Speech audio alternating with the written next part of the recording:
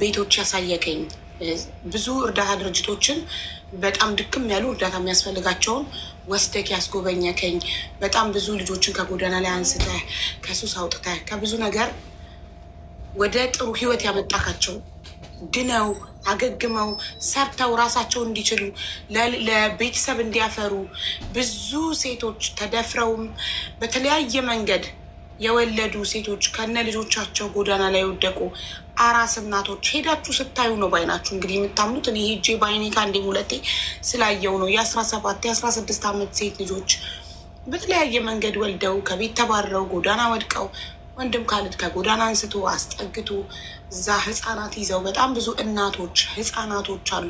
ሄዳችሁ ብታዩ ልባችሁ አይጨክንም። እና እነዚህ ሁሉ ምስኪኖች አንስተክ አባት ወንድም ስለሆንካቸው እጅግ በጣም አድርገን እናመሰግናለን። ወንድም ካሊድ ሁሌም ከጎንክ ነን። ስለምታደርገው በጎ ስራ በጣም ነው የምናመሰግነው። አመሰግናለሁ። እሺ ወንድም ካሊድ ደህና ደር። ሹክራን።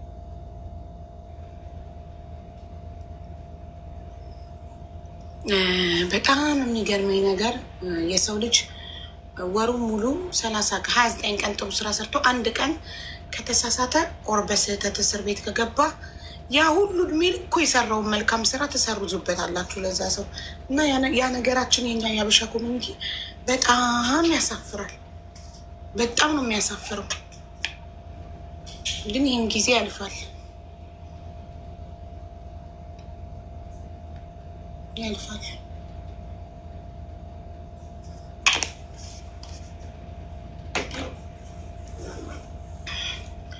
እሺ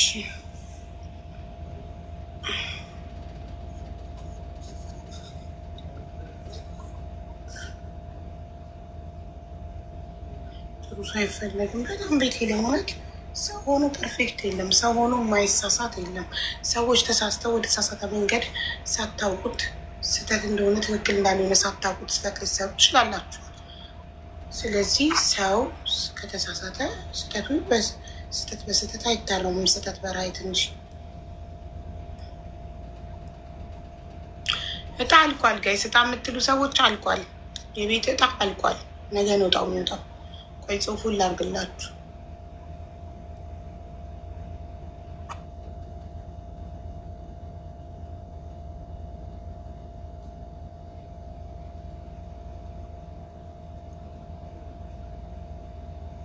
ነገ ነው እጣው የሚወጣው። ነገ በኢትዮጵያ ከምሽቱ 12 ሰዓት 9 ሰዎች የቤት ባለቤት ይሆናሉ። እዚህ ነገ ለሚወጣ እጣ ዛሬ አትጠይቁኝ፣ አልቋል። ኦኬ ውዶቼ፣ የቆረጣችሁ መልካም እድል፣ ያልቆረጣችሁ በሚቀጥለው እድላችሁ ሞክሩ። እሺ ማሮች፣ እየበረታች ነው። ደህና ነኝ። ኦኬ፣ ያልቆረጣችሁ እድላችሁን በሚቀጥለው ዙር 5ኛ ዙር፣ አሁን 5ኛ ዙር ነው። 6ኛ ዙር ሲጀመር እድላችሁ ሞክሩ። እሺ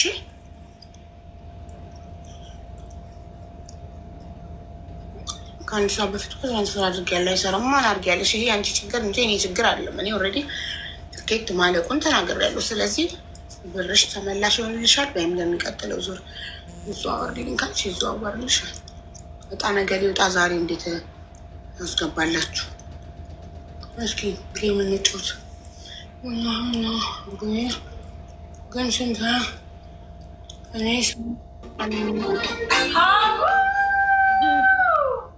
ዲቦዬ እንዴት ነሽ? አለን። ሰላም ነው። ጌምሽ ገና እኮ አልደረሰም። የምንጫወት አትጫወቺም እንደ ጌም? የዛሬ ሳምንት ኤግዛክትሊ አይደለ? እኔ 2 ቀን ሲቀረው ነው ጌም መጫወት ያቆምኩት። 2 ቀን ሲቀረው ቅዳሜ ሊሆን ጌሜ እንዴ የቀጠሩ ጌማችሁ ግላፍ አለው።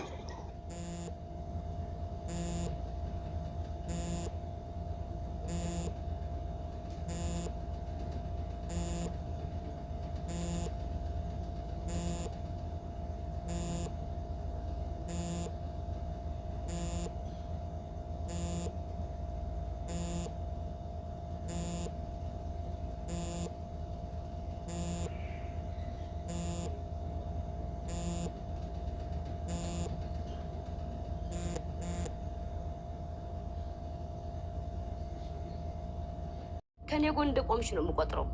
ከምር ካሊድ ቤት ዛሬ 5 ሳንቲም የሚያወጣ ሰው ለእኔ እንዳረገ ነው ሀቡ የሚሰማኝ። እዛ ጋር ያለው ስሜት ስለማውቀው አንቺ በአካል ቀርበሽ ደግሞ ስላየሽው ቦታውን ደግሞ ሞር ትረጃለሽ።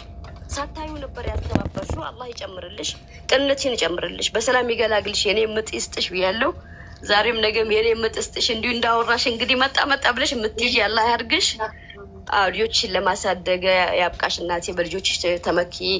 የተባረኩ ለአገር ለቤተሰብ የሚሆን ልጆች አላህ ያድርግልሽ። እኔ ከታች ልሆንሽ። ሰላሙ ነው። እሺ ሮሚ የሚባለው ሰው አበባ ልኮ ጋብዤው ነበር። ኔትወርክ ይሁን አላውቅም። ረመዳን ግባ አበባ ላክና ግባባት ያደለ ROMI አበባ ልኮ ኢንቫይት አድርጌው ነበር፣ ግን ኢንቪቴሽን ያልደረሰው ምን ኦር ደርሶት አክሰፕት የሚለውን ነክቶ በደንብ ተጠቃሚ አይደለም እሱ። ሶሻል ሚዲያም ጠቃሚ አይደለም ሲጀመር። ረመዳን ፕሊስ አበባ ላክና ድጋሚ ግባሽ ወንድሜ። እሺ ሁላችንም አመሰግናለሁ። ምጽፉ ልጅ ሳሚ፣ ሌሎችም እየጻፋችሁ ያላችሁ እንግዲህ ፈጣሪ ይስጥልን። በጣም አመሰግናለሁ። ቴንኪ ወንድሞቼ እህቶቼ፣ በጣም አመሰግናለሁ። አቡዬ እንዴት አመሻችሁ? ካሊዶ እንዴት ነህ? እንኳን ደህና ወጣ። ታገኛለህ ቪዲዮ ላድርገው። አራቃለኝ ልጅሽ ዱባይ እንትን የነበሩ አይደል ታሞ። ሰላም ነው ካሊዶ፣ እንኳን ደህና ወጣ። እንኳን ደህና ቆያች። ቴንኪዩ በጣም ሰላም ነው። ደስ ብሎናል ስለወጣክ።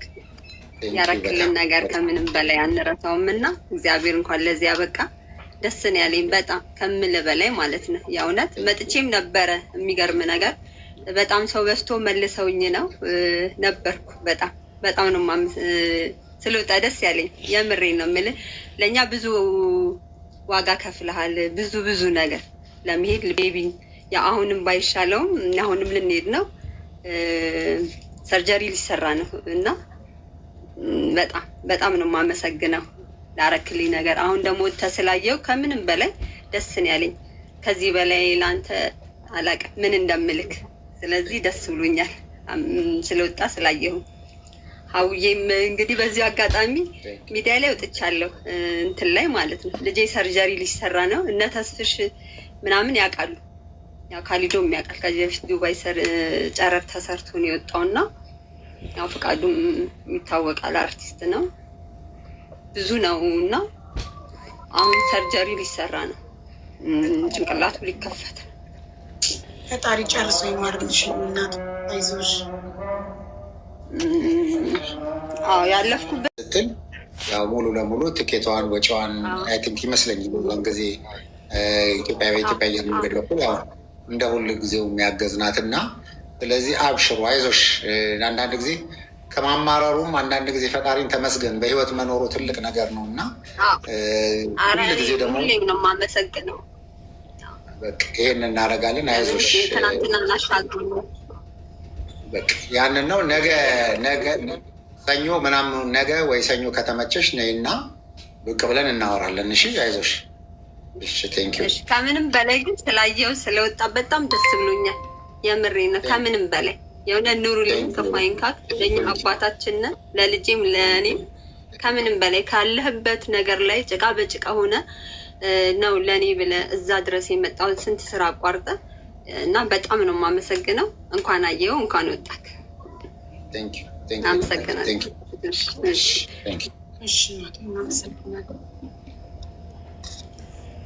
በኮመንትም እንግዲህ እንኳን ሰላም መጣ እንኳን ሰላም ወጣ ብለዋል እና ገስቱን ከከፈትኩት በጣም ይልክብኛል። ለዛ ነው እኔ ገስት መክፈት ማልወደው እና መግባት የሚፈልግ ሰው ካለ ፍላወር ስትልኩ ኢንቫይት አደርጋችኋለሁ። ፍላወር የላኩ ሰዎችን ኢንቫይት እያደረኩ ነው።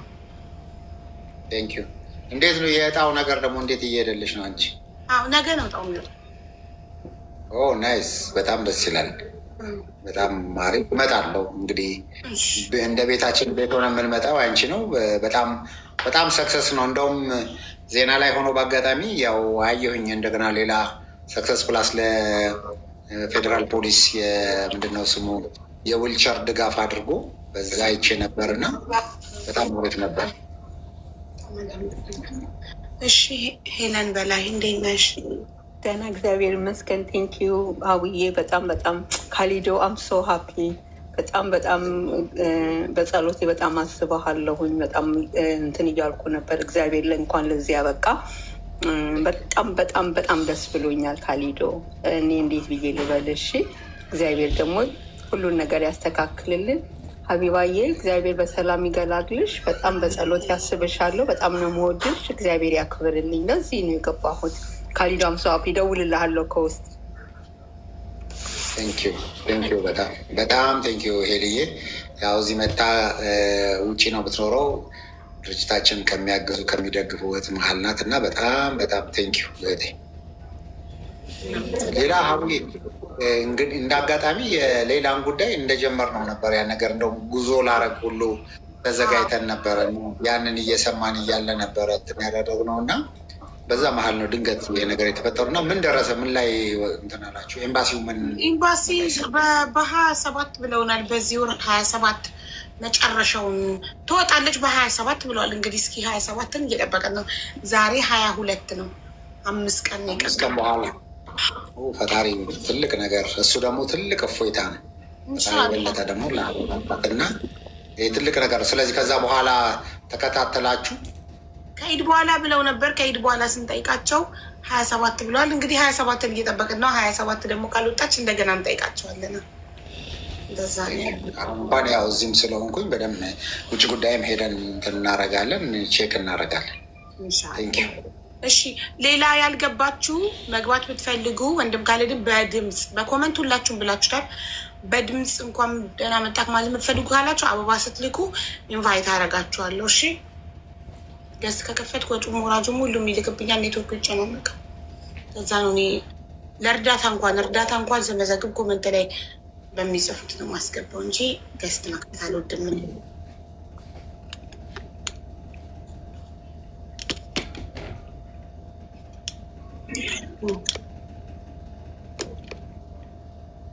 መሰረት የምትባል ጫባ ልካ ኢንቫይት አድርጌታለሁ።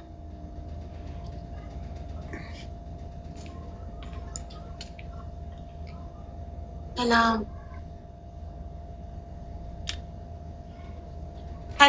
መሰረት ገብተሻል?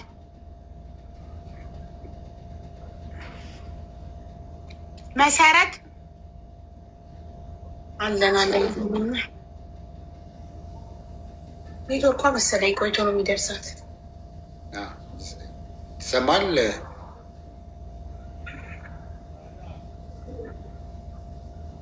መሰረት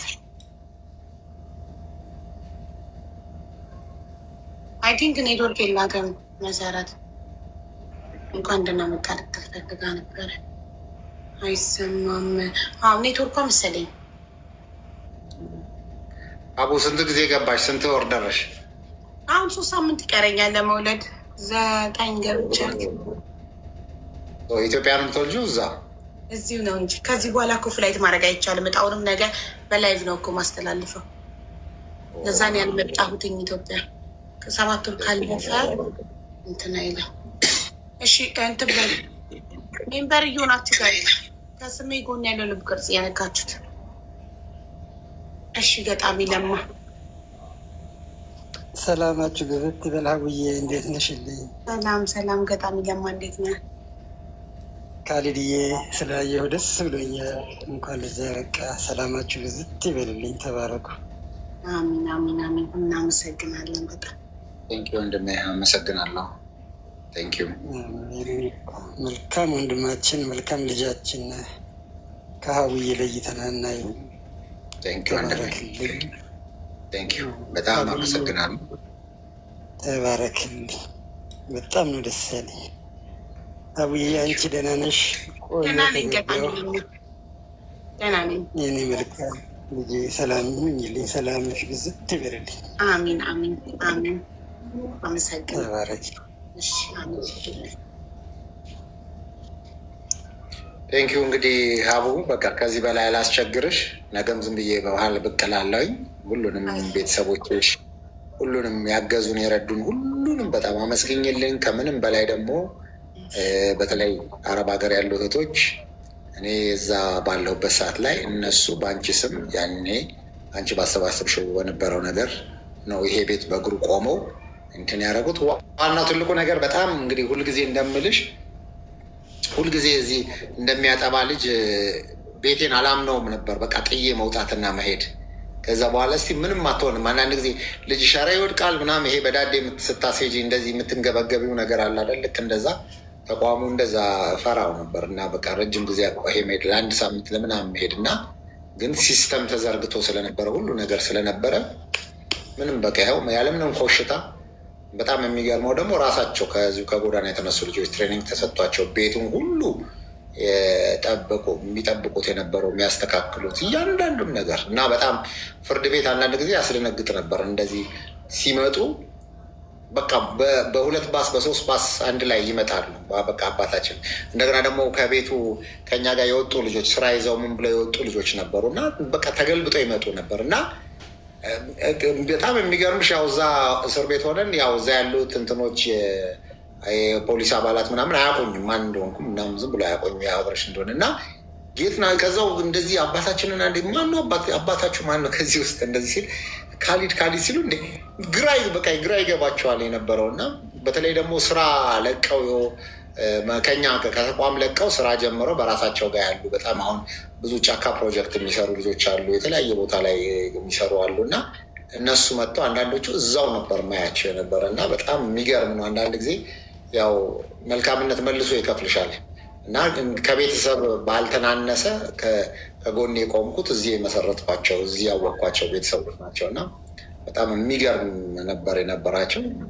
ከዛ ውጭ ደግሞ በጣም የማትጠብቂው በቃ ሰው አንዳንድ ጊዜ ከየት ይመጣል ብለሽ ማትይው ሰው በቃ እዛ ድረስ መጥቶ አንዳንድ ጊዜ በታብሎ ገብቶ መጥቶ ሲጠይቅሽ ስታይ በጣም ደስ ይላል እና እንግዲህ ሁላችንም ከእንደዚህ አይነት ነገር ፈጣሪ ይጠብቀን። ሁላችንም ከሰው ሀቅ ፈጣሪ ይጠብቀን፣ አላህ ይጠብቀን ነው የምለው እና አልሐምዱሊላህ እንግዲህ ሹክረን ሁላችሁንም በአላህ ስም ማመስገን እንፈልጋለሁ።